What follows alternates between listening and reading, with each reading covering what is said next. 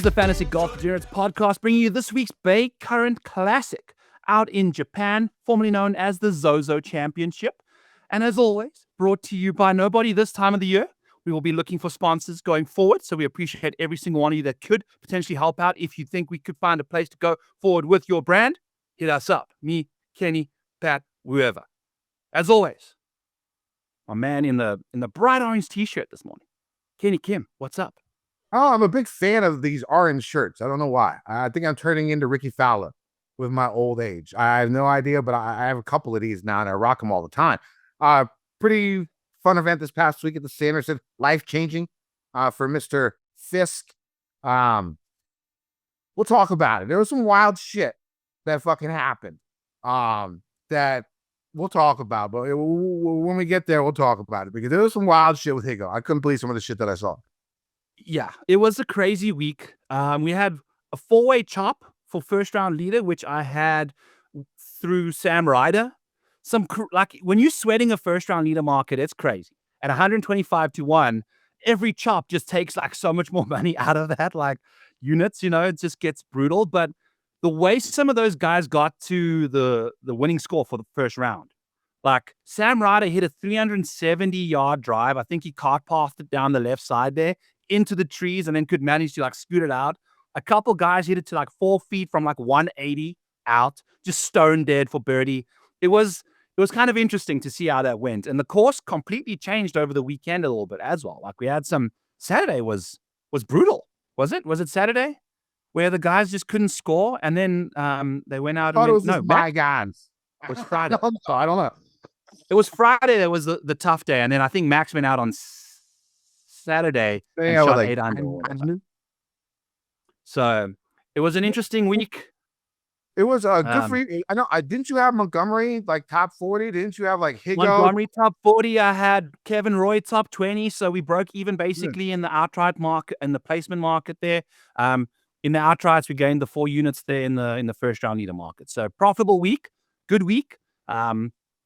Just need a winner to come through for us to really have a big week, without any chopping or a winner at the end of the tournament. But, Kenny, you're the guy that gets all the winners for us, so maybe we can like calmer ourselves towards it. I think you need one more each way to kind of get yourself to the promised land this week. I need one more. I saw five outrights and around like 30 each ways this year so far.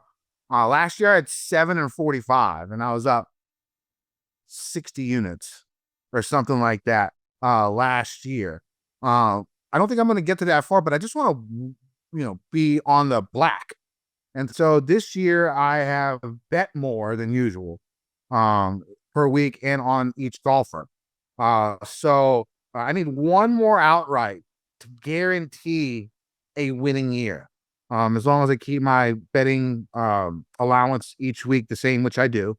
I need one more outright. I think right now I am like $100 down, $200 down, or something like that. With like 5 events to go. And in those 5 events, I'll probably play like, $1,500. Actually, I think I'm 100 up right now. 100 up right now. And if I had, and then, so we have these 5 events left. I'll bet $300 each week, and that's $1,500. So the minimum I win if I hit an outright is $1,500. So I just need one more outright to just be in the black. Everything else is just added profit. So I'm really looking at that. And last week was not great. Last week was pretty freaking bad. I think in DFS, I think like half of my guys missed the cut. And then I had a couple of guys live on Sunday for placements. I had Bazine Hoot, who finished 6th. I had him 4 places each way. I added him live on Friday night at 45 to 1 with 4 places. He finished 6th. And then I had Meisner, which was actually an add-on again on my X feed for my final card. I don't think I had him on the show. So make sure you go to the X, add Kendo VT, then, make sure you get my whole entire card on Wednesdays. But he was on there. I think he finished 1 or 2 strokes outside the 8 places each way. So at least I had somewhat of a sweat. Bez was up there, but it really wasn't. Really horrible weekend. And in GPPs, it's going to happen for me. Because again, I'm only making 3 lineups. I only rostered, I think, 13 golfers, and I think 6 of them missed the cut. Right. So at that point in time, you're just basically done. Like some weird miscuts, like Hui, Griot, Yeah. the guys that I thought were definitely gonna like my Some safe. big names missed, man. Yeah, like I was like, oh, Griot, safe play, gonna put him in cash, not safe. Minwoo Lee, Yeah, miscut. he shit the bed. So it was not a Jacob Bridgman, miscut. Like all yeah, the big names, man, that was supposed to get it done. Under 2%. Yeah, It was I think I mean, if you had 6 or 6, you're winning money. You're winning money, no matter what, probably last week. But the way that I do it, I think Tambo talked about it on one of his shows on Ship It this past week. It's not really how many times you win; it's like how much you win when you win. Like that's like more important. That's why I play the larger dollar single entries now. The $100, the $44, the $33, stuff like that. And then the shitty thing is, of course, when I actually won the GPP at Silverado, it was a fall event. It was in the fall, so instead of the $44 club twirl, and so instead of 20 grand, it was 3 grand. But I have the first, I have a third, I have a fifth, and I have an eighth this year in GPPs. So I'm up for the year because again, I'm going to play what my weekly DFS allotment is. I'm not really going to change that. So I'm guaranteed already up for the year. I'm also guaranteed already up in one and done. So that's why I want to get this outright. You know what I'm saying? Because I would love to be up in all 3 trades that we talk about. On this show. That would be a nice way to roll. I don't think last year I was 2 of 3. I one and done and betting, but not in DFS.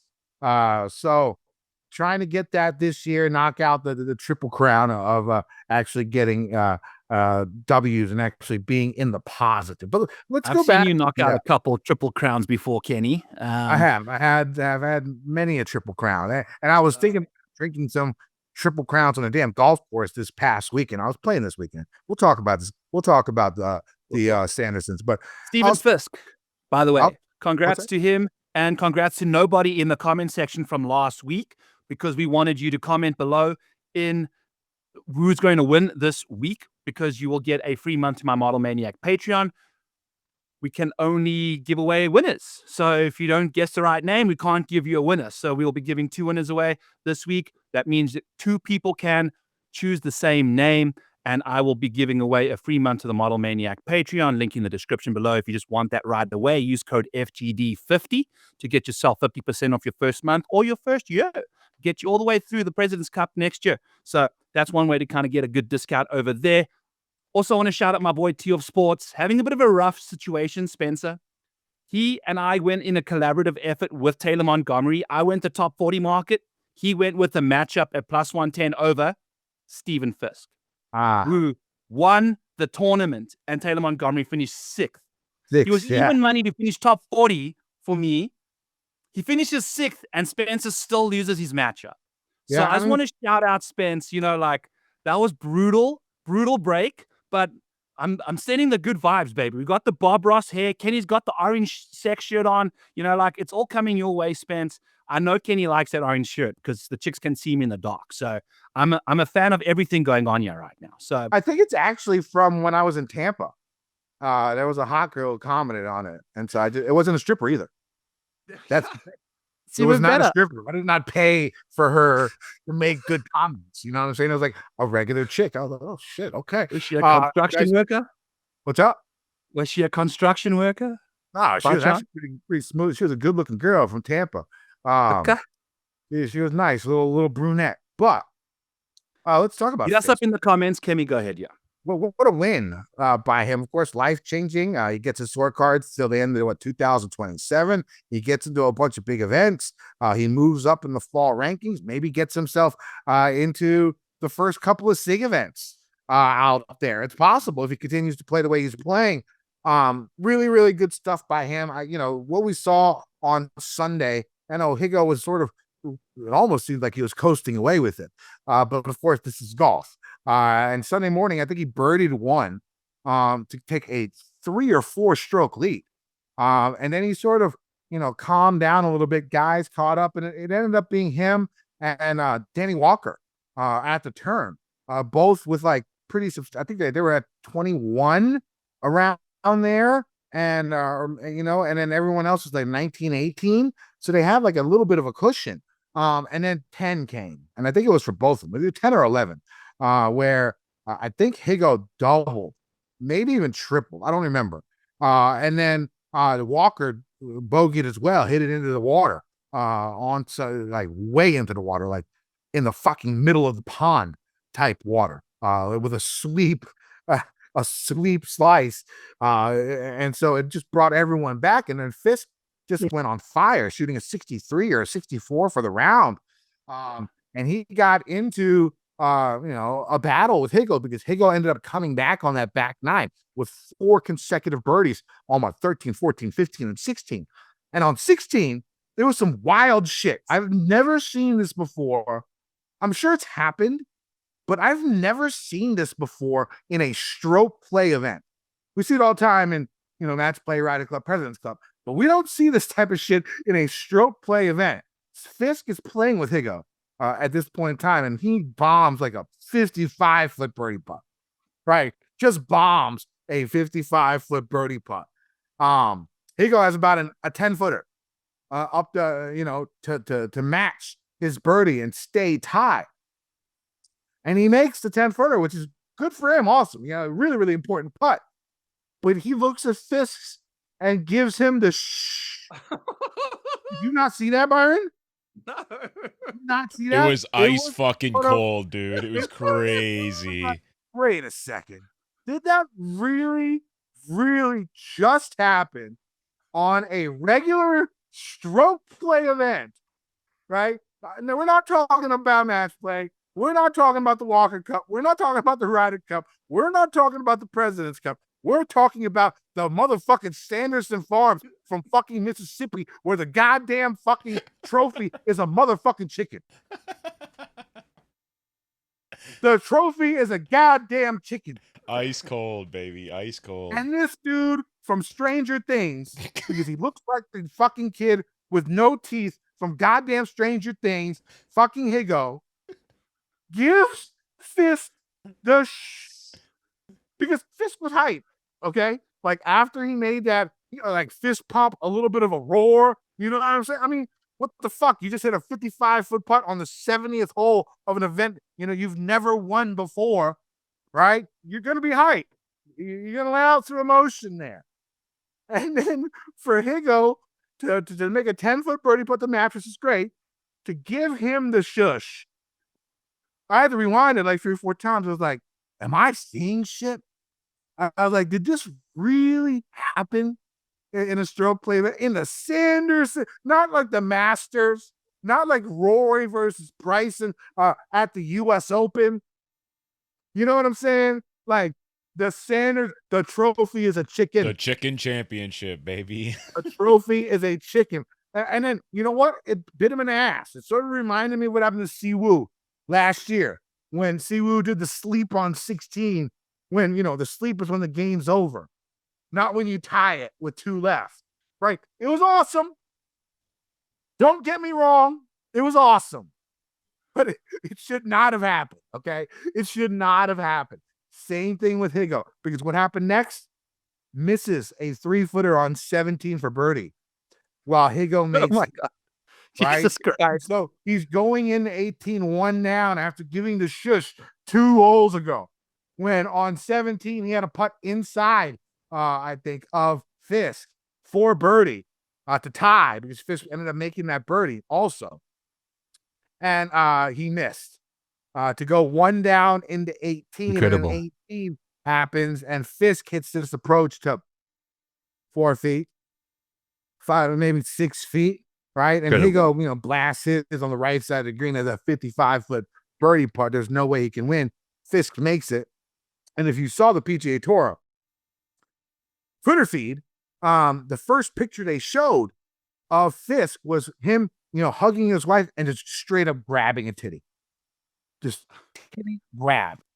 Like no hesitation. Like the picture was literally him grabbing his wife's boob. Fisky business. And that was the picture. That was the picture the PGA Tour put as the first picture of his win. Him grabbing his wife's breast. It was amazing. I thought it was amazing. I liked it, and then I retweeted it, and I was like, this tweet does not exist. No, I did retweet it. I retweeted it, and it said, and then I went back later on, they deleted the tweet. So then I had to, luckily I took a screenshot of it because I know the PGA Tour. Took a screenshot of it with the PGA Tour and blasted it out again. It was incredible. One of the best pictures, I think, winning pictures I've ever seen. It's pure emotion. Like, at that point in time, you're not thinking, you're with your wife, the person that you're most comfortable with, like, in the world. And what this reminds me of is, what this makes me think of is me and Fisk, we probably think the same way because I've had issues with girlfriends, that I've loved, where I just grab a titty just randomly, just out the blue. It's just something I did and I enjoyed doing, right? And it seemed like, and then you just don't think about it sometimes in some situations. Like, I try to keep it out of the public eye, but if I have 17 Crown Royals, I might grab your boob. I might just in a restaurant. I just might do. Okay. It seemed like that's what the type of relationship Fisk has with his wife. Because you don't just go and grab a tit like in that situation unless you are super comfortable with it and you do it all the time. Because it wasn't like he was thinking, I'm going to grab this titty just for this picture. Like that's not what he was thinking. He was emotional. He was so happy. And you want to add to the happiness, so you grab a titty. Grab a titty, man. If in doubt, grab a titty and then grab your cock afterwards when you pick up the chicken trophy. So you are welcome for that one. And it was something I was thinking about for the entire story there, Kenny. But 3 feet, 10 inches, Stephen Fisk from 151 yards. Game over, baby. It was sick. Night. Like, it was sick. Now, here's the thing. I had a shot like Fisk playing golf on Saturday. I got to ask you a question here, Byron. How do you temper your expectations when you start really strong? Because I played this past week. I think I was 3 over after 7 with a birdie. I hit 3 approaches inside 10 feet. Like the game was, I was feeling it. And the only reason I missed, I had a couple of bogeys because I 3 putted. Right, I was on the green and I 3 putted. Right, and then I had one weird hole where I had to chip and I couldn't get it up and down. Okay, and those are my 3. Those are my. I had one more. I had 2 of those type where I couldn't get it up and down. And then I had 2 of those. So I had 4 bogeys, but then I had a birdie, and then I had 2 other inside 10 feet that I probably should have made. And so I'm 3 over after 7. I'm thinking about it. And I'm like, I look at it. I'm like, shit. Well, fuck. This is like I could break 80 again. Like I get a little pissed because I missed that birdie on 6. Probably like an 8-footer right to left. I missed that birdie on 7. And I'm pissed now because I could be 2 over. I could shoot maybe my lowest score possible. Right? Next hole, penalty. Got 175 to the pin, 155 over water into the pond. Triple. Next hole, bogey. Next hole, into the water again. And so the whole game just fell apart. And I think it's because I knew I was playing really, really well. Are you just not supposed to pay attention to your score? Maybe. Well, if you into your round of golf, you likely know what your score is, especially if you're playing well enough. If you're a bad golfer and you're having a good round, keeping track that you 8 over par through 8 holes or 4 holes or whatever, if that's good for you, that's still too much to really keep track of. You know what I'm saying? But when you just 3 over through 7, you're like, fuck, I'm going to break 40 on the front. It's happened a couple of times where, like, when you start on a par 5, you can make like a quick birdie or an eagle for me, and then you're like 1 or 2 under par. Then you just got to like really focus on just carrying on having fun, because usually when you do that, you're like in a good mood, you're chatting with your friends. Like, at least for me, like when I find myself getting a little tense, I'll like stop cracking jokes. I'll like stop having fun. Maybe start focusing way more than you did initially as well. Keep the shit the same. That's what you got to focus on, is just keeping the same vibes, keeping the same approach to each shot, because you don't want to make each shot more important than the one that the previous couple that you've hit already, right? Like, sometimes you can just stand over a ball and you almost got to just keep that same rhythm, keep going. It might be a difficult shot, but you got to just keep that same tempo over the ball, like you kind of have got to that point. So it's hard. It's very hard. We see these guys on Sunday when the shit gets real. Like I lost focus on 8. Yeah. When I hit it, I that's all it was. And it's so hard to keep focus for all 18 holes. It's like, that's why the game is so great, and I love it, because it's so fucking hard.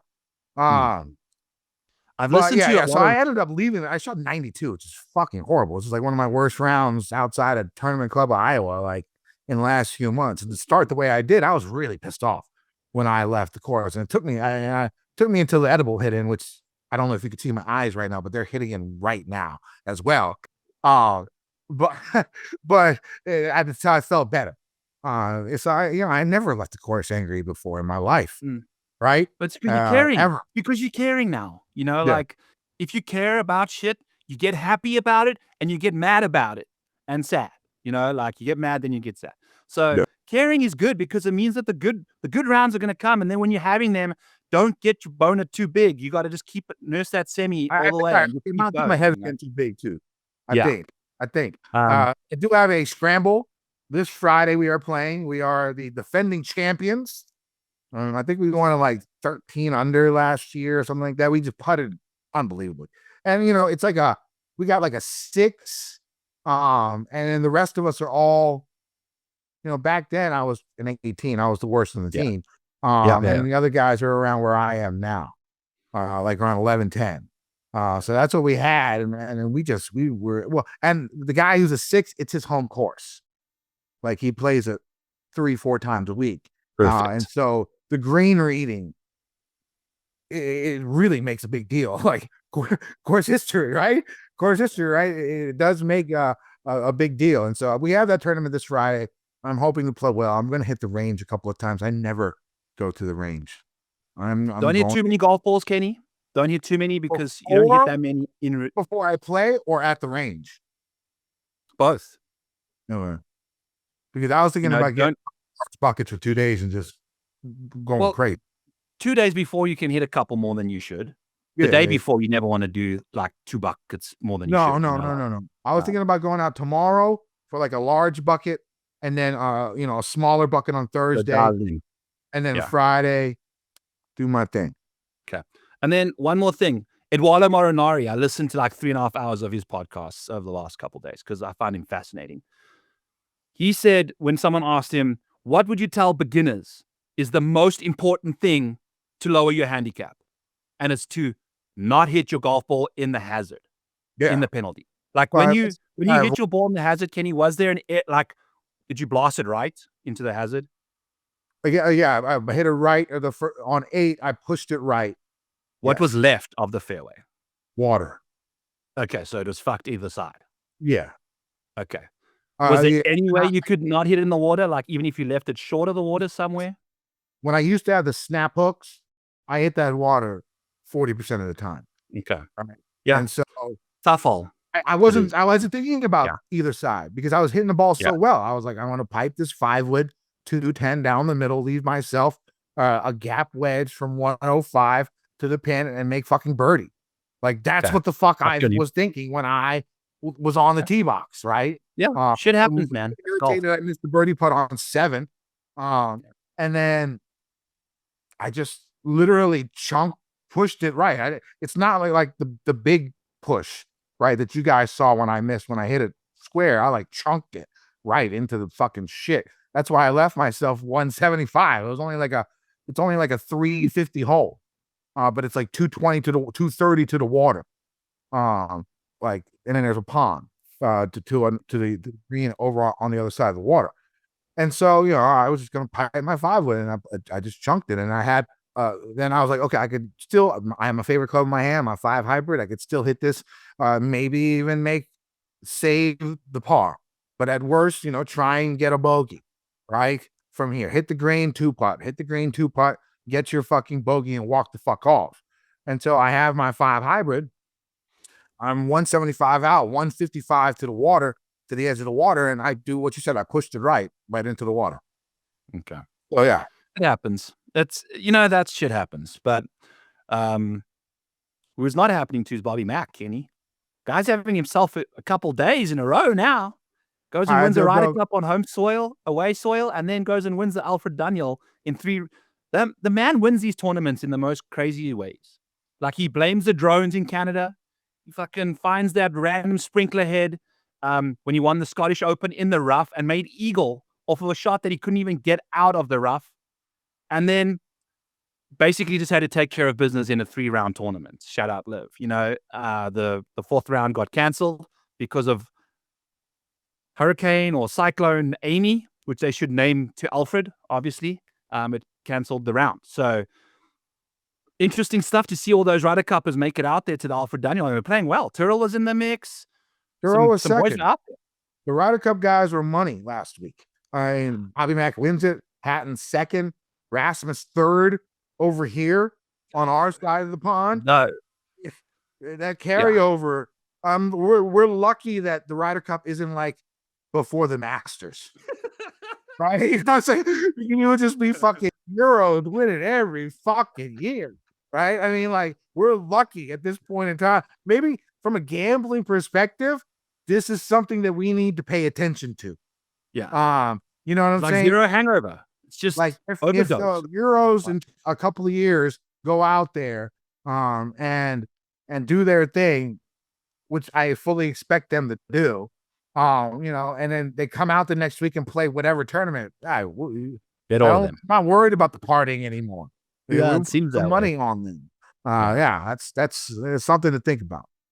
I was waiting to see if it would last for 4 rounds, but we never really quite got that. Yeah, I mean, like, the coverage sucked too. I got up really as shit on Sunday. But 66, 66, 66 in those conditions. Yeah. It's pretty incredible.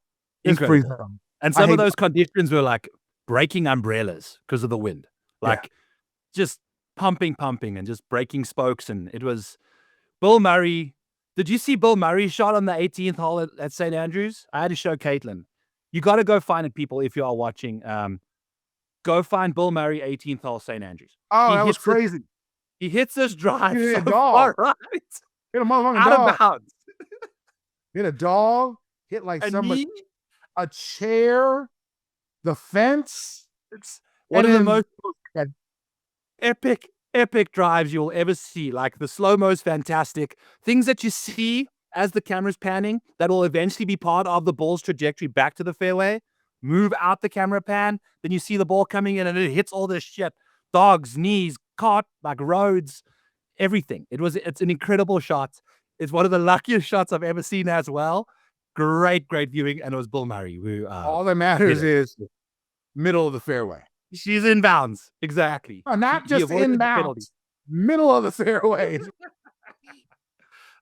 Middle of a massive fairway, to speak, Kenny. And I think that kind of gets us into what we can expect this week at Yokohama Country Club. All right. Out in Japan. Yep. People, we're all going to Yokohama Country Club. It's about 20 miles south of Japan. This is a no-cut event, 78 golfers. You're looking at, I'm not even going to say that because there are some Japanese guys that I think are very viable this week. And one of the reasons for that, for me, would be that I don't think many people have played this course before. You know what I'm saying? So what we saw, so we're hoping. I have some Japanese guys that maybe we'll talk about, but I'm skipping some stuff here. Let's talk about the course. It's a Core and Crenshaw redesigned course. They redesigned it in the late 2010s. And Core and Crenshaw, when you think about Core and Crenshaw, you think about Kapalua. You think about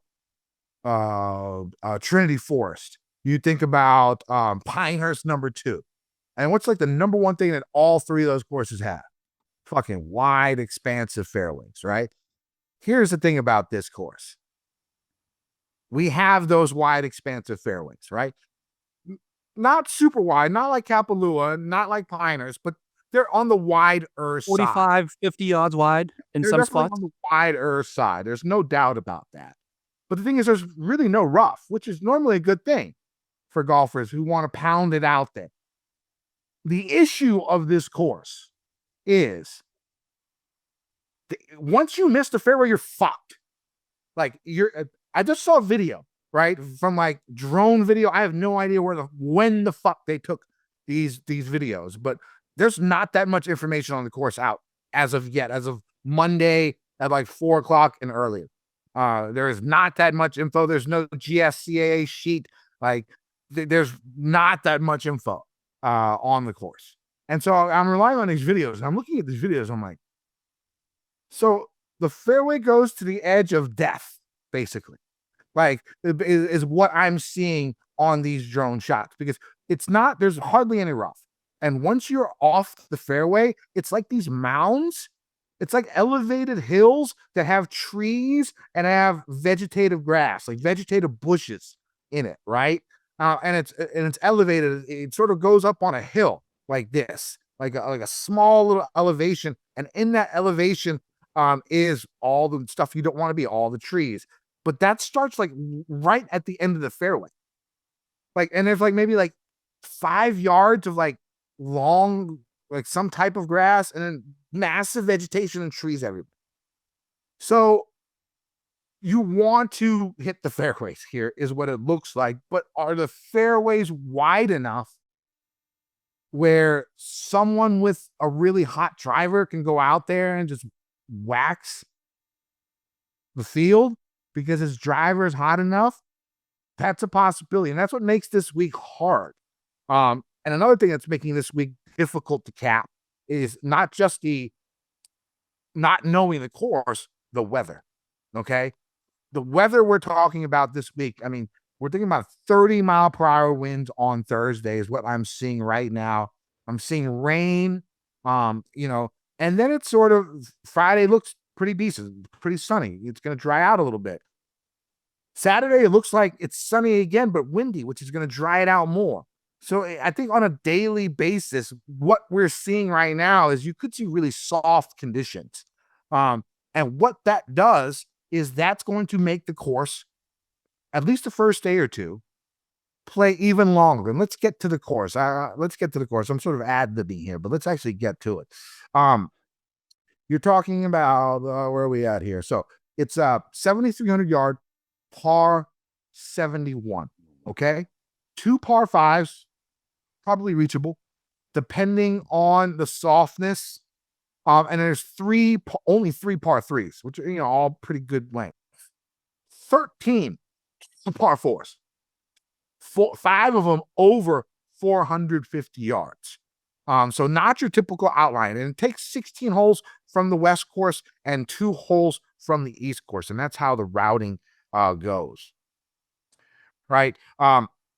So like I said, off the tee, you're going to see these wide fairways, anywhere from 35 to 55 yards wide at most points. It's not too dog-leggy, right? So you don't have to shake the ball like crazy. But like I said before, if you miss these fairways, you would much rather hit it into the occasional fairway bunker. Like if you hit it into the fairway bunker, you're going to be money, right? Like if you hit in the fairway, you're going to be fine, right? But the thing is, if it's soft, it's really going to help the longer hitters, I would say, because it's going to make the course even longer. It's 7,300 yards with 13 par 4s. This is not like a short course. It's not overly long, but it's not short. But the thing is, if you add it and you can only hit it 270, 280 in the air and the ball stops, that's really going to put a premium on length at that time, especially because on approach shots, the greens are going to be sort of large, okay? But, and elevated, right? A lot of short grass around there. So if you miss, it's going to be bunkers, a lot of chipping off shorter grass. but they have sub-air now. During the Court Crenshaw redesign, they have sub-air on these greens. So the greens are going to be firmer than the fairways, right? Is what I expect, because I don't expect them to have it underneath the fairways. That's really expensive. That's bougie shit. I don't think that they're doing that there. But they have sub-air under the greens. So, if the greens are a little bit firmer and, you're hitting from 190, 210 yards back to the guy who was able to fly at 310 and has 160, 150 in, that's a pretty big advantage. Now, again, we're just guessing at this time. You really have to pay attention to the weather. You really have to pay attention to what the conditions are going to be like. These are bent grass greens. They're elevated. They have heavy contours like most Core and Crenshaw courses. You're going to see stimp from 11.5 to 12. That's what it looks like for me this week. I know you went over heavy on the course this past week on your Discord. You got some more stuff to add? Yeah, I'll give you guys a couple sneak peeks of what's going on in the Discord here, sharing you my screen right now for those listening. I went through every single hole. I grabbed Google Earth, and the fun part about this course is it's difficult to even see where the tee boxes are. There's like no tee boxes on Google Earth or the flyovers. It's just like grass area that you tee off from. So it's going to be interesting to see where they put these tees. But here's my screen. Here's the first hole. As you can see, Kenny's talking about all these clumps of trees. From going through the video, I noticed that there's one side of the hole. There's never, like Kenny mentioned in his story, there's water on both sides.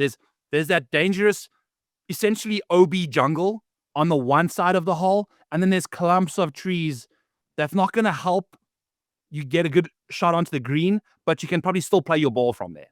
So you're going to have to manage the course well. You got to find the right side of the hole to miss on and avoid the jungle, because I don't know how they're going to play it as hazards or OB, because there's shit there. So if we're taking a look just at what I'm talking about here is the second hole. And what we were talking about, these massively wide fairways, this is like a 50-yard wide area to land the golf ball in, which is where Kenny kind of finds himself hitting the ball. 250, 260, 270. This is where the hackers hit their golf ball to. Brian Campbell's of the world. This is it. Here is where this arrow is by this bunker is 305 yards to carry. So the fairway gets way more narrow where the professionals are going to be hitting their golf ball to. So you're going to be seeing explanations of these holes being like super, super, super wide fairways. But you can see where these professionals, this is a 291-yard tee shot on the par 5 up the hill. Like you can see, this is where the amateurs hit their golf balls to. It's wide as fuck. And then it gets narrow with bunkers around the dog leg to 280 yards, 290 yards where the pros will hit it to. If you're taking a look at what it looks like going up this hole, it's quite intimidating. I mean, look at this is fucked. Your ball's gone if it goes in there. So you can go over here to the right-hand side where there's clumps of trees. That's where you want to miss, is on this side of the hole for this particular hole. So I kind of went through every single hole, kind of found a couple things like this is where all the amateurs hit it over here. Gucci Mama. But the pros, this is 290 yards. It gets narrow as soon as it gets to where the professionals. This is 30 yards wide. PGA Tour average is 35-yard wide fairways. So I went through everything, kind of found where there's trees in the way of fairways. There's all sorts of fun shit that you got to be able to carry this tree. This is about 270 yards in what? Hole number 8's fairway. You got to be able to carry that sucker. Who knows where the wind is going to be at that point in time? I mean, who knows? Yeah. And there's shit off to the side of this stuff. If you're trying to blast one over this tree and the wind's coming off the left, that ball's lost you in this telephone tower bush. So you have to be sure what you're going on with. Then I'm going to pull up my model. I busted out the Ryder Cup model. I'm no longer just going to run a model for every single golfer using proximities that the entire field has. I'm using proximities specific for every single golfer. Gary Woodland hits his driver like 30 yards further than Colin Morikawa.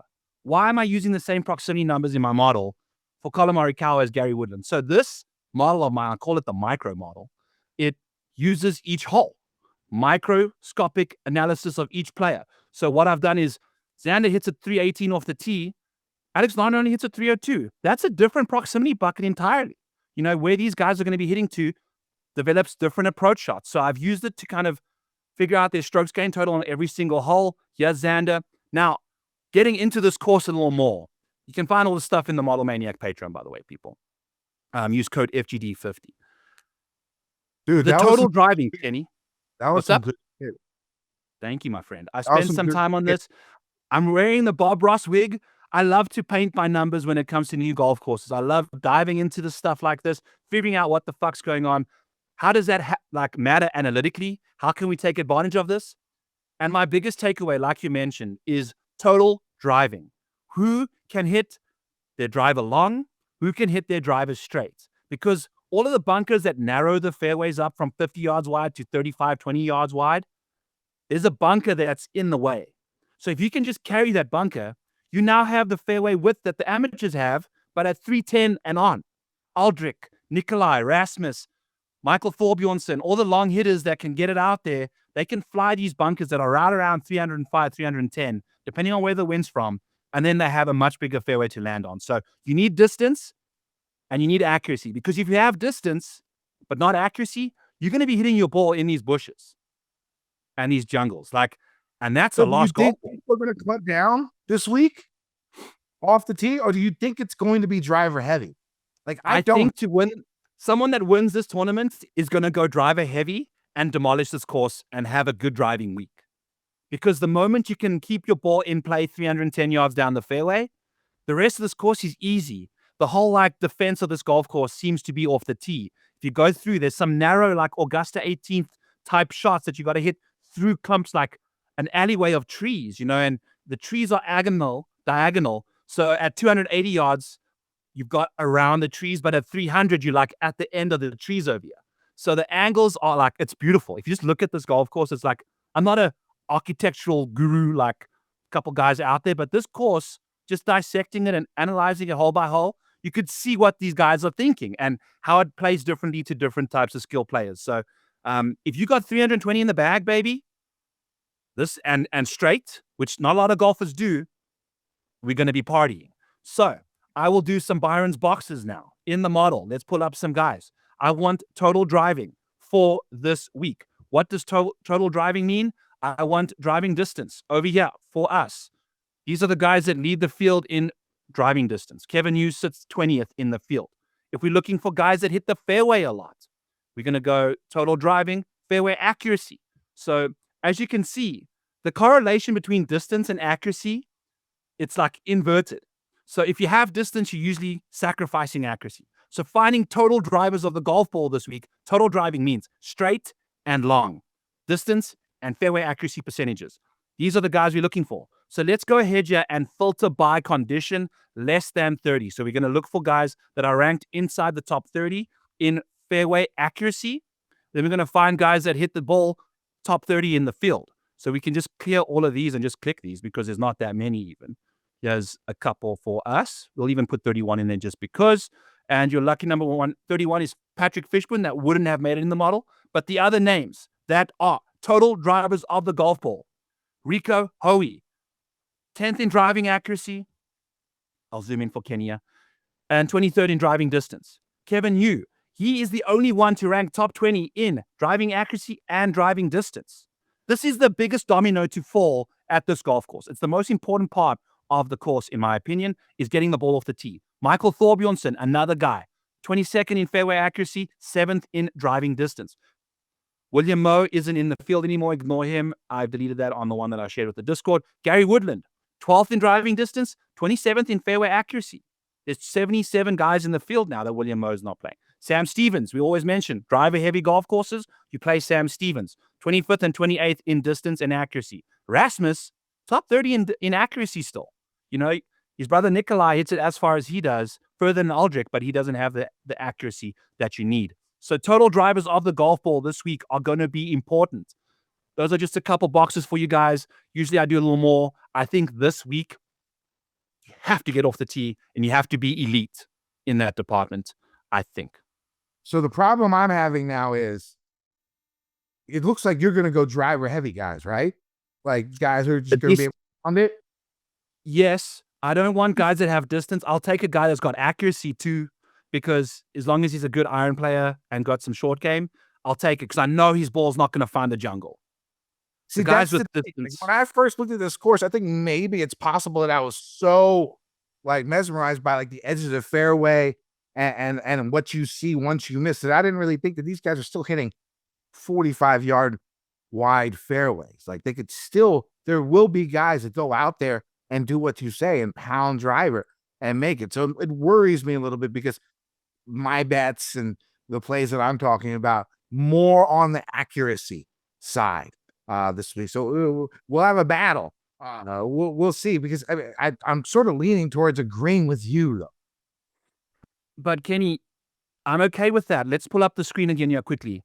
I think having accuracy is fine versus just having distance, because like I said, you're going to be safe all the time. You probably got guys that are accurate that have, usually accurate dudes are very good short gamers anyway, right? So you're going to have those guys in that department. Usually the long distance hitters are good ball strikers generally. So as you can see, yeah, we pulled it up and filtered by the accuracy stuff. Like you're going to see the short game. There's a lot more green over here if you filter by fairway accuracy than if you filter by, driving accuracy, driving distance. So I'm okay with it. I think you're going to be okay leaning into the guys that have the accuracy, because again, it's like a double-edged sword, because they're going to be hitting to the fat fucking parts of the fairway. So they're always going to be in the fairway. Their accuracy numbers are going to be even more juiced. And the accuracy numbers of the long hitters, unless they're clubbing down, is going to be reduced, because I think the fairway's narrow. You could see the bottlenecks on those screenshots, So No, that was really cool bringing those up and showing and visually seeing it. It just makes a lot of sense. Now, the one thing I will say is the guy with the best course history at this event, because there have been 3 events here in the last 7 years. Inamori, I think, is his name. I think he has the best course history. I think he's finished like top 10 all 3 times. He is perennially top 10 in driving accuracy on the Japan Tour each and every year. Again, it's a small sample, right? It's a small sample.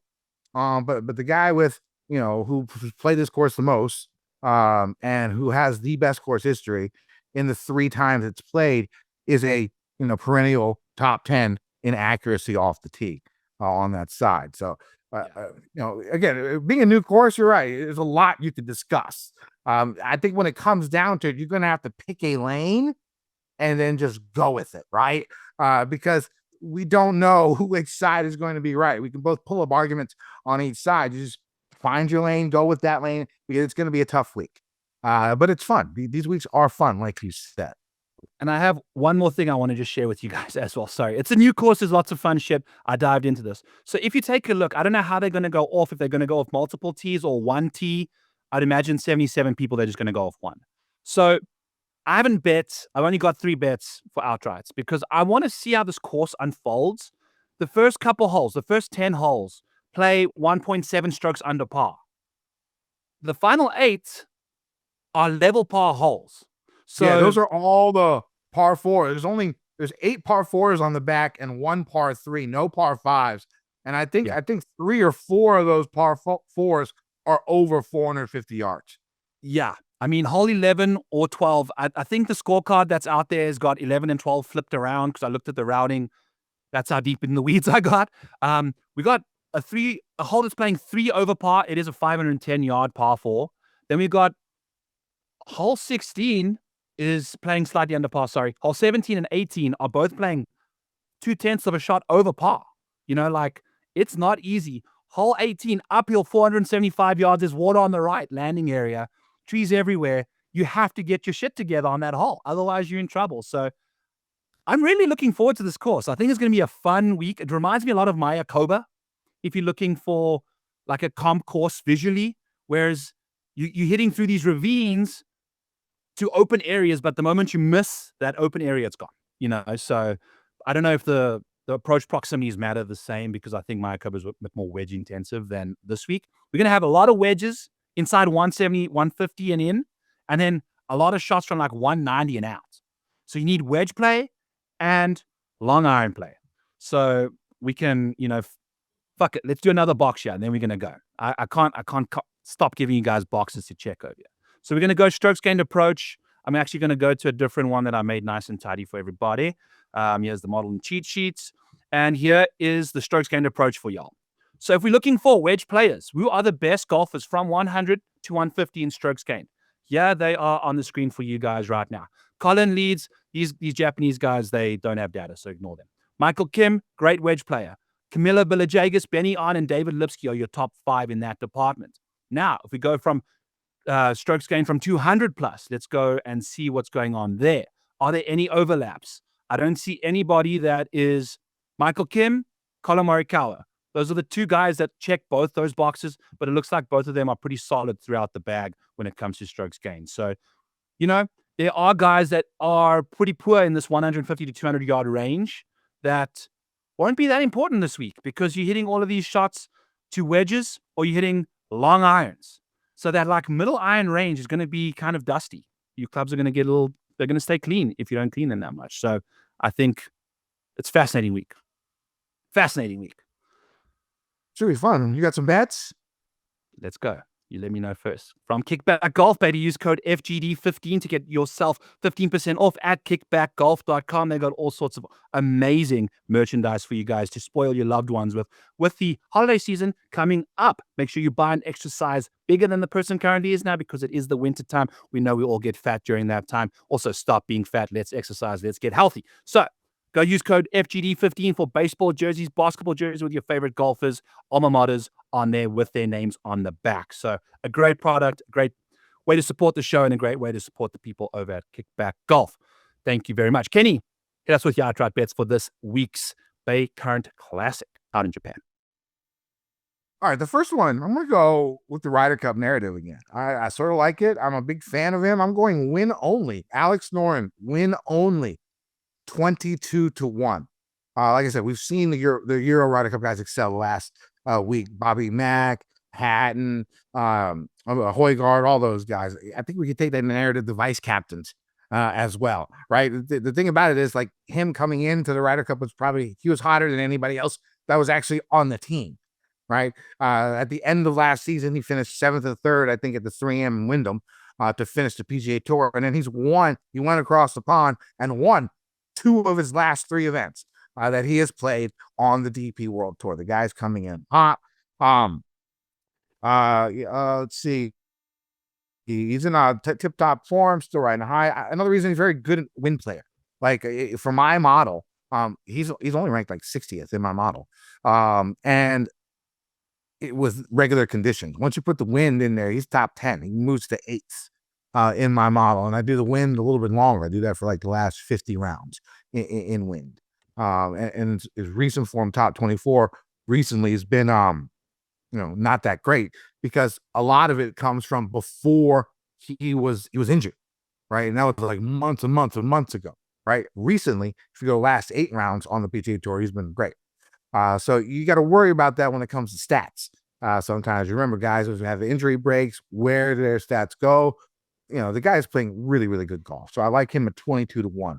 I like your countryman, Bezuidenhout, this week, 40 to 1 with 8 places.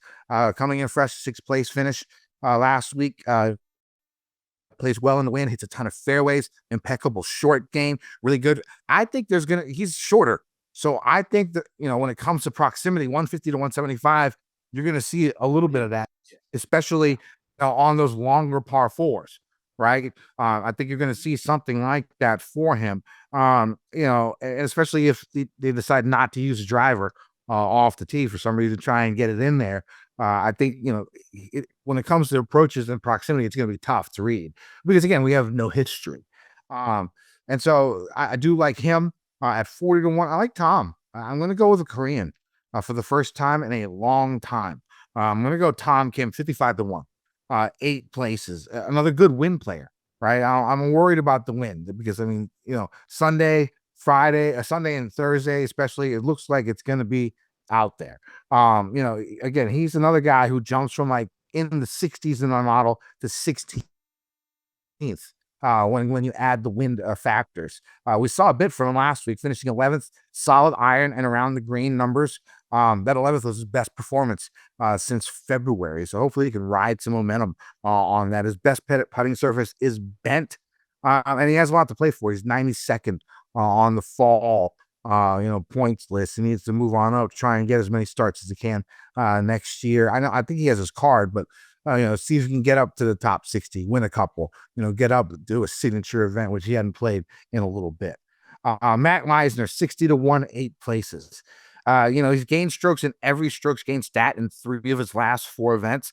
Gained stroke over 5 strokes tee to green in his last 4 events. Runner up and 3 total top 15s in those 4 events. Small sample, but he's played well in the wind the couple times in his career. That's going to be my main card. I'm going to save a little bit for live bets, but I do have a couple of like long shots that I'm thinking of, and these are the Japanese guys that I spoke about, right? The main reason is that these guys have had success on this course before in the past, and they're coming in with good form. I thought about betting like top 10s for these guys, but in all honesty, you get better numbers by like 5 times better numbers, maybe 3 to 5 times better numbers when you do each ways, right?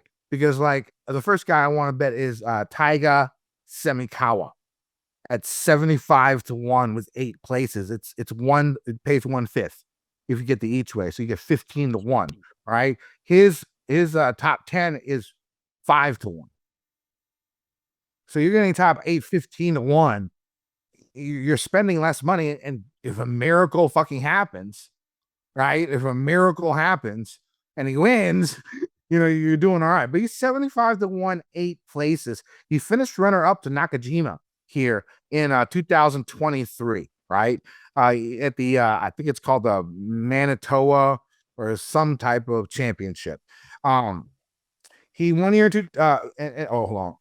The Yokohama Minato Championship. Minato, that's it. He comes into this event with 6 straight top 7s and 7 top 7s in 7 of his last 8. So the guy's form is pretty ridiculous. All right. I'm going to try and ride that hot hand. I thought about Nakajima at 60-1 this morning. I actually cashed him out. There's been a decent amount of him in the wind, and I'm worried about that. He hasn't been very good in his career. So, right now that number's dropped to 45-1. So I don't know, 60-1, maybe I made a mistake by cashing out, but it gave me the live bets that I'm going to be able to have. And then I have one more. I have 2 more. Sorry. Ren Yonizawa. Okay. 160-1, 8 places. He won here last year at that championship in the 2024 version. He comes into the event with 4 top 7s. These guys love top 7s. 4 top 7s in his last 7 events and finished no worse than 27th in that same time period. So, and then the last one, Ryo Ishikawa, 275-1 with 8 places. He came runner up a couple weeks ago on the Japan tour. Still the second biggest Japanese name golfer in Japan. He's going to be a crowd favorite. Big support. It's a huge flyer, 275-1. But with 8 places, I'll take and I'll throw a $10 bet on. So the cards there, those guys are just the Japanese flyers that I like. I like it, Kenny. I also like the way you're going with the live betting, because that's one way to take advantage of not knowing what the fuck's actually going on at this golf course, is watching. If you stay up, watch a bit of golf, see how this course is playing. Again, there's a chance that guys going off later get that back 9 that's playing level par in some really shitty wind. So maybe you can get some guys that go off early that get through the difficult part of the back end of the course before the wind really picks up. Because from what I've gathered with wind, an easy course isn't affected as much by the wind as a difficult course. Like, it's exponential the more difficult the golf course is, because the margins for error are so much smaller, and then the wind showing up makes those margins that are small even smaller. So, there's situations that you can find these guys shooting well over par on the back 9 in the wind. So I think definitely playing how the course plays with how the wind kind of comes along, and the direction of the wind as well, because they're going to change directions. I don't know how it's going to play into your betting, but take that stuff into account. So I have got 5 bets for us. Long shot season, Brian Campbell, 600 to 1. 600 to 1. Just win the tournament. I bet the 2 bets, Kenny, so that in case he's in contention, I can cash one of them out.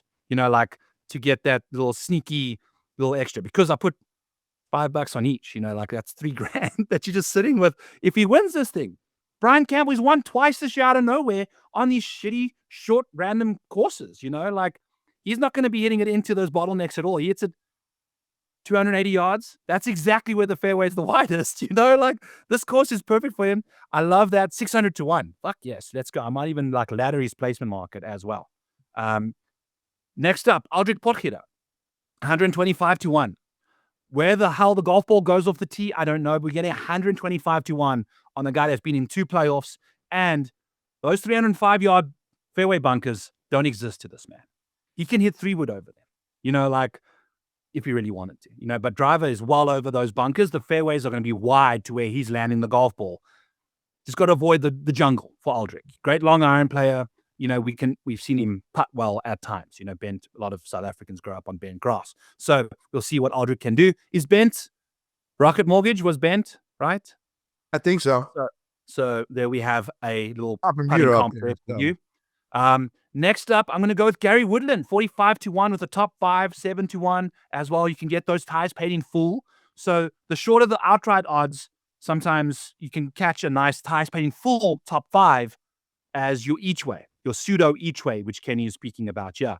And these are ties paid in full. So you're getting him at like a sixth of his outright price. But if he finishes 5th, tied with 7 other guys, you get your entire stake back. Whereas in each way, if he finishes in a tie with all those other people, then that 15 to 1 gets chopped in half to 7.5, like quickly. You see how those things can happen. So it is nice to have some peace of mind if you find a good number out there for the pseudo each way top 5 market. Gary Woodland, 7 to 1 and 45 to 1 outright. Like we mentioned, this man is top 30 in driving accuracy and distance.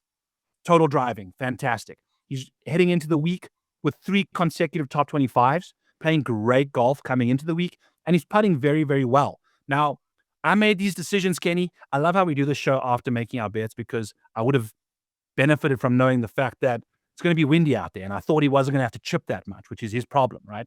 So we're going to be hitting like 70% of greens if, based off of previous tournaments at this venue and these guys' green regulation rates come together, Gary's going to hit like 70% of his greens. Now, if it's windy, he might not, but he's really bad at chipping. The more greens he hits, the less he has to chip, the more he putts. And he's putting well. Top 10 in putting as well. So he's driving the ball well, hitting his irons fantastically, and you just can't chip. So 45 to 1 on someone coming with some Ryder Cup vibes on the other side. Maybe he's motivated to lay some American juice and show the people what the fuck's up. So give me Gary Woodland over there.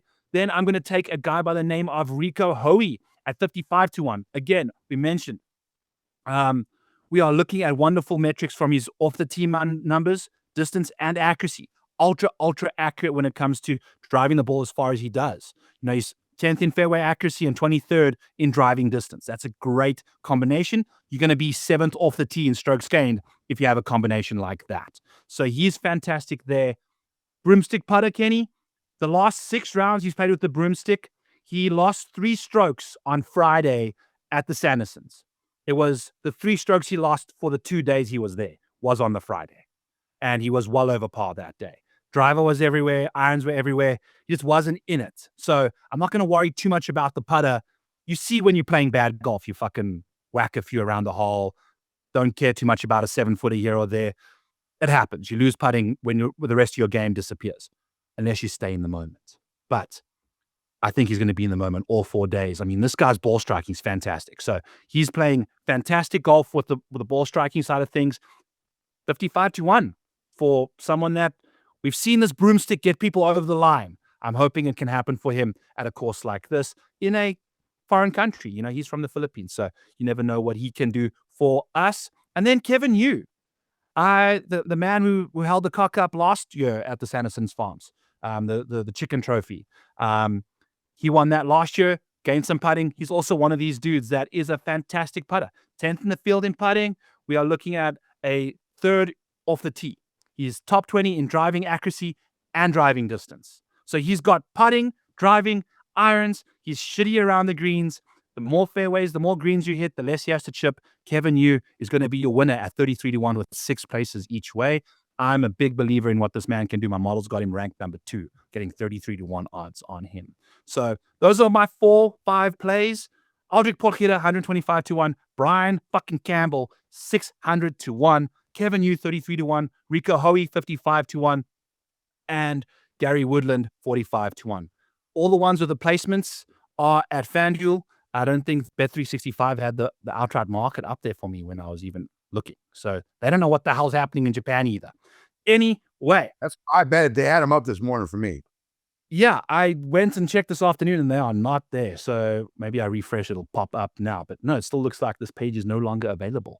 Anyway, that doesn't matter. We don't have to bet there because you've got lots of different books. A little life hack. If you want to be a better, you got to take it seriously and download as many sports betting apps in your area as you are allowed, because all the different books have different numbers out there.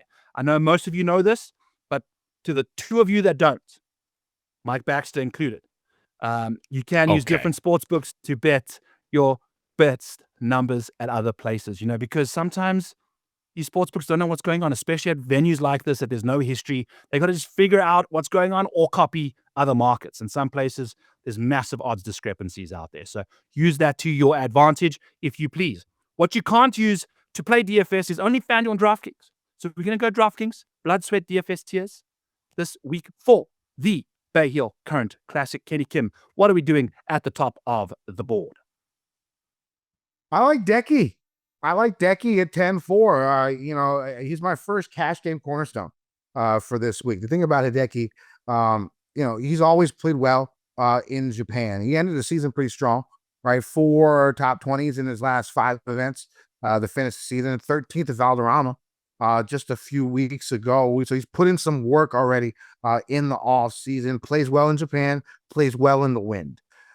So I do like Hideki as my first cash game cornerstone this week. He might be the only guy I play in the 10K range. I might want to try and push back on a little bit of Hideki for you, Kenny.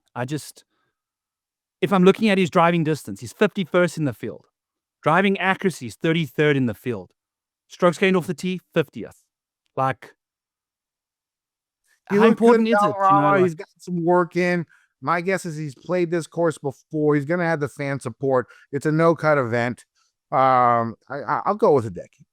Are the fans going to be standing in the jungle to kick his ball out when he hits it in there? Because we'll this see. is but like you said, superpower, right? So hopefully he's not spraying it too crazy, but we'll see. Like I said, I've seen good stuff from him in the last at Valderrama and at the end of the season. Okay, that's fair. So I'm going to go with him. I'm just going to go with a guy who could be more familiar with the course than other people. Want to be familiar with the area, familiar with the time. Has gotten some work in recently. In the wind, he's the best player. In the wind, actually, Hideki's first in my model in regular, not even in the going in the last 24 rounds. His iron game's been pretty strong. I think bent is his best putting surface out there. So, he's been spiking with his irons here recently. I'm going to go with it. Yeah, I couldn't agree more. I do think that Hideki makes a lot of sense at places that you can go and find your ball and hit it again. He's exceptionally good out the rough from 150 and out, but you got to be able to hit your ball out the rough. You know what I'm saying? It's a worry. So that is the one concern. If he keeps his ball in play on these wide-ass fairways, hits 3-wood all the time to the fat areas, then maybe we Gucci. That's the biggest area of his game I'm worried about, especially with how good he is around the green, Kenny.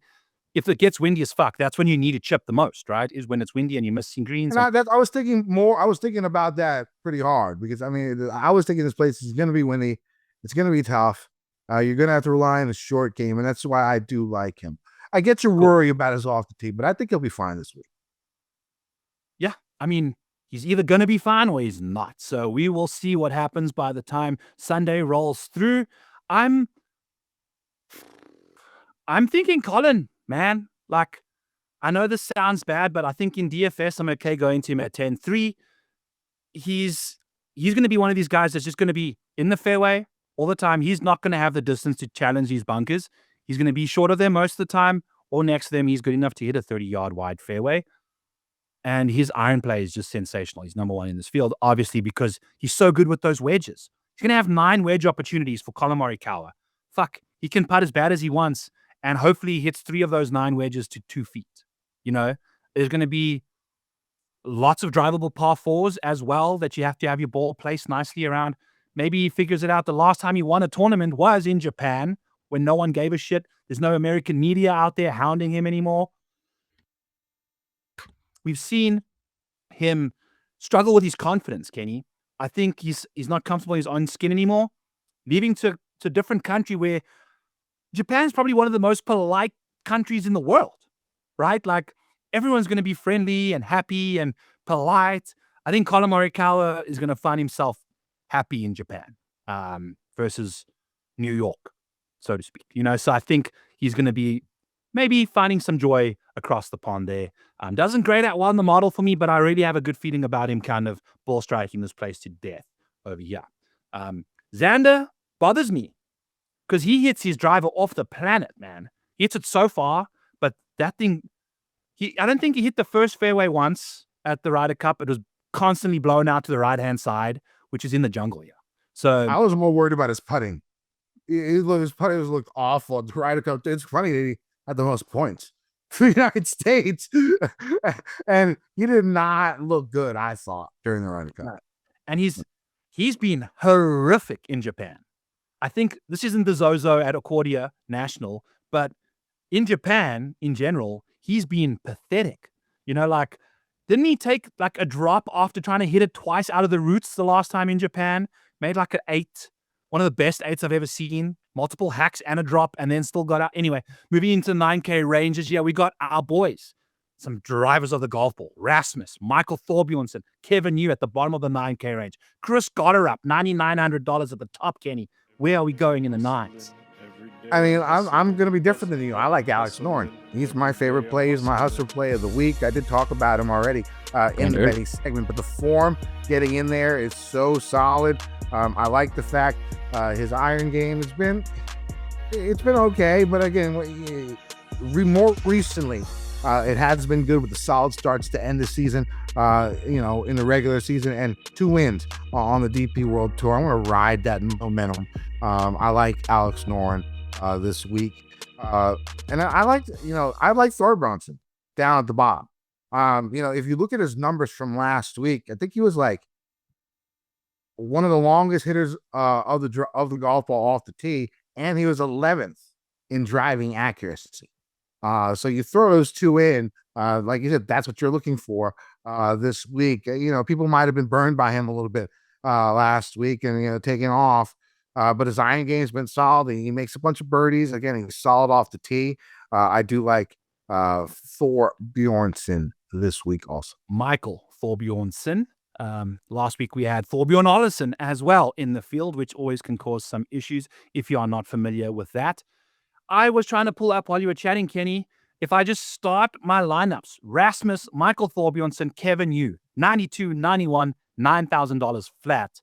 I'm curious what that does for us, because those are the 3 guys that check. They're the first 3 guys to show up in the total driving boxes that I spoke about, right? So they value priced options. They're incredible ball strikers, all of them. Some of them can putt, some of them can't. Michael Thorbjornsen, shout out. Like, I think he's got a case of the scaries, Kenny, at the top of leaderboards. The moment he finds himself in the mix, I think he's going to have to win a tournament from behind, which is why I haven't pulled the trigger on him yet. I think maybe going into Sunday, if he goes out 4 shots behind the lead, maybe 5 shots, and gets some nice breathless conditions before the leaders go out in the wind, maybe he can go post a number. I think that's how he wins his first tournament, unless he just nuts up in the moment, because he seems to have lost the putter under pressure. I've seen him miss some really bad putts whenever he's been at the top of the leaderboard. So those are my 3 guys, Rasmus, Michael, and Kevin, all at the bottom of the 9K range. They're the total drivers of the golf ball in the 9K range. Curious what you think of like Michael Kim coming right off that win, Kenny. He's not that great in the wind. I'm not going to play him this week. Okay, cool. Easy peasy there. Kurt Kiyama, I don't think he can keep his ball on this golf course. unless he hits 3-iron everywhere. We'll see. You know, that's the thing about this is we're projecting how we would expect these golfers to play the course. But if they're laying up and their driver's not in play now, that changes their whole dynamic. You know, or if Kurt Kitayama just goes and blows driver around this golf course everywhere, it could be a short week for him. So we'll see. It's going to be fun. Max Homa showed up at the top of the leaderboard at the Sanderson Farms after an incredible round on Saturday. $8,900 for the first $8,000 price golfer. Max Homa, Minwoo Lee, Garrick Higgo, Wyndham Clark, Adam Scott. Kenny, what's happening in the eights for you? Yeah, my next cascade cornerstone is going to be Homa. It looks like his game's trending like in the right direction, right? 3 top 20s in his last 5 events. He had the 5th place at the John Deere. He's gained with his irons in 6 straight after losing with his irons in 5 straight.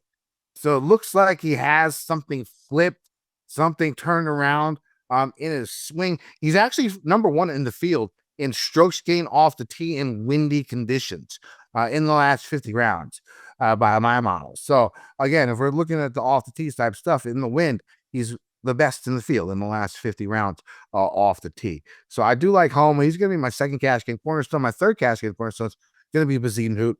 We talked about him a little bit on the betting segment. He's going to hit fairways. His short game's solid. His iron game's been pretty good. I think he's going to have a lot from like 150 to 175. He's pretty solid at that. Really good from on longer par 4s. We have 5 or 6 par 4s over 450 yards this week. So those are the 2 cash guys I like in the 8K range. Just looking here, I like Gary Woodland. Just like you, I do think that he's going to be chalky. Like Stung Jae, I can't do it yet. Like I thought I saw something, but I can't do it. Adam Scott's intriguing because of his iron game and his off the tee and his lead ball striking. So that's something to look at. Again, really good on longer par 5s, par 4s. So I would take a peek at Adam Scott in this range. Yeah. Also, we didn't mention this, Kenny. What I did notice during the flyover of the course is the runoff areas. It's not like Bay Hill where there's like thick rough right away on the side of the greens. I think there's a lot of like runoff catchment areas of nice, tight fairway grass to chip off of, which Adam Scott can putt off of. You know, I don't know what the grass is to putt off the fairways, but you know what I'm saying? Like the around the green guys can typically putt their ball.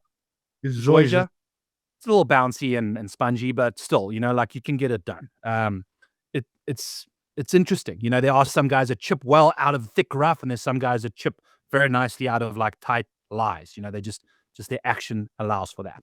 Gary Woodland will be one of my favorite plays in this range, pending ownership. I've bet him already. I may bet him top 10, top 20 if the ownership gets a little crazy. Kind of just find a hedge out in the betting market where you don't have to deal with ownership. You can just take the odds on and let the rest of the world deal with Gary Woodland at 30% owned, maybe. Who the heck knows? But I do think, like Wyndham Clark is perplexing, Kenny, because he's got the distance to carry all the trouble, but Jesus Christ, he can hit that golf ball fast skew.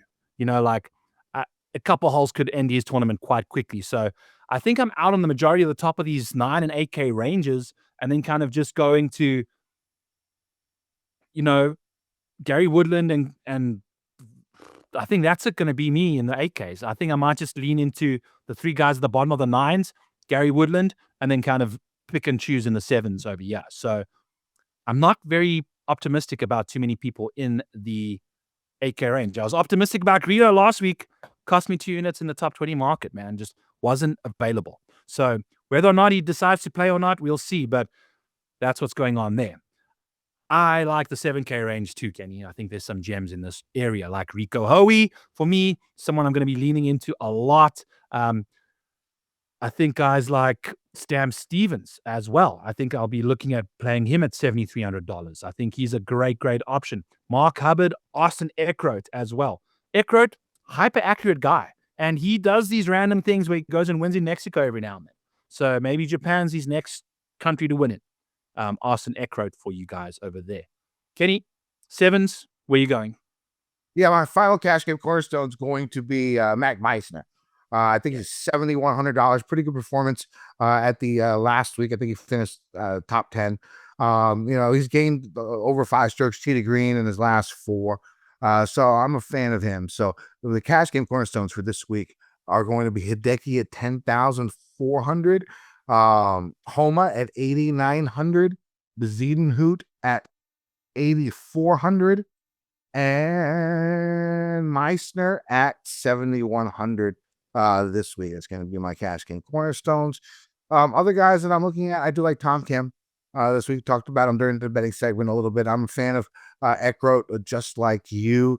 The thing is, I don't really like too many people in this 7K range. I mean, if we go a little bit lower, yeah, not a big fan. Not a big fan. I mean, I could take a peek at Matty Schmidt. I'll take a peek at Eric Cole and maybe do some more research about that because Cole looked good for a little bit last week.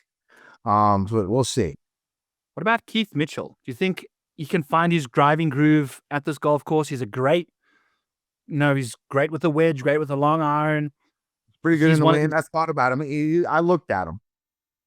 $7,000. Keith in Japan, who the hell knows how many sake bombs he's doing in the hotel lobby, but I'm hopeful that he's going out there to at least play some good golf. He needs to in order to stay on this freaking tour. So we'll see what he can do for us. Some other guys in the 6K range. I'm seeing a lot of guys rank quite nicely for me in the 6s, Kenny. Sammy Valimaki, Kevin Roy, Kaden Nakajima, and Lee Hodges, all kind of popping pretty hard in that $6,900, $6,800 range for me. All sitting inside the top 35 of my model, man. This is a 77-man field. That's the top half. We're in the bottom half of the field here in the 6K range. So there's some nice names. Aldrich obviously going to be someone I'm looking at as well. So anyone else that you're kind of taking a peek at in the top of the 6s? Yeah, I like Kevin Roy a lot. He's one of my favorites. What about Field? He played decent the last time out. He had like a decent round. I mean, at 6,800, do you jump back on him now or do you wait? I think it's ownership dependent. I'm not going to go crazy if everyone else does, but if he's going to give us like 5% ownership somewhere in the lower, single digits area, he's worth it. He can win a tournament any given day. If it gets windy, we know how scrappy he can be. I think the more pristine the conditions, the less chance he really has of playing great, given what he's been doing. I think if he has to find his feel in the wind, maybe say it's an option. He's very, very good around the greens at times. So we'll see. It's cheap, worth it. All right. Yeah, last guys, I like Ryder a lot. Mm-hmm. And saw a little something from him last week. Again, another guy who plays extremely well in the wind. So I do like Sam Ryder at 6,600. And the Japanese guys, Semikawa, we talked about in the betting segment. Yonizawa at 6,200 are a couple of guys that I will look at if I'm going cheap. Awesome. So Aldrich Potgieter as well, $6,700. Spoke about him already. Asaya Salinda is someone that's interesting to me. He's got tons of distance off the tee. He's a great driver of the golf ball. Hits a lot of green in regulations, but can't putt or chip. For someone as cocky as he is, not having it when the ball needs to get in the hole. Just get a new caddy, Gino. Bonelli. Dude, I think that's perfect. That's a good vibes guy. Caddy. What a great combo of people there. Gino's I think that's a perfect caddy for him there. So makes a lot of sense. He's one of these guys that if he finds a lot of fairways with the way he drives the golf ball, the momentum can build into the rest of his game. He's obviously a very confidence-oriented golfer, the way he goes about his game. So I think he's absolutely on track for me at $6,500. So I'll be sprinkling in a couple of your Japanese guys as well, Kenny. But overall, we'll be keeping a pretty small pool of players, given it's a 77-man field. Kind of might just adopt your strategy of going 3 big tournaments, kind of with my bankroll for DFS. Alrighty. Folks, hit that like button. Hit the subscribe to Mayo Media Network. Comment below. Let us know that you really appreciate Mike Baxter, our wonderful producer. He does a great job dealing with me and Kenny. He does a great job putting me and Kenny on video. And he does a great job making me and Kenny sound a lot better than we do. So we thank you, Mike. I'll have you know that I caught a stray here in this podcast about not knowing anything about betting. I'll have you know that I am up 700 units all time for baseball, okay? I don't want to hear it, okay? I don't want to hear it. Okay.